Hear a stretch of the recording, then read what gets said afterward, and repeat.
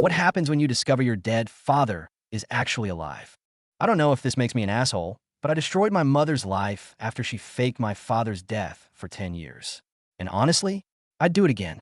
It started on my 20th birthday, not with cake or presents, with cold water splashing across my face at 6 in the morning.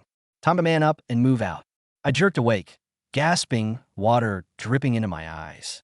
My mom stood over me with an empty pitcher, her face hard in a way I'd seen 1,000 times, but never quite like this. Behind her, my stepdad, David, leaned against the doorframe with his arms crossed, looking at me the way you'd look at trash that needed taking out. All my belongings were piled in the hallway. Everything I owned in garbage bags and cardboard boxes. Wait, what? I sat up, my shirt soaked through. What's happening? You heard her, David said. His voice had that edge it always got when he was about to say something cruel. 20 years old. Time to go. But I'm your son. I looked at my mom, waiting for her to laugh, to say this was some twisted joke. She didn't. You've been nothing but a burden since your dad died.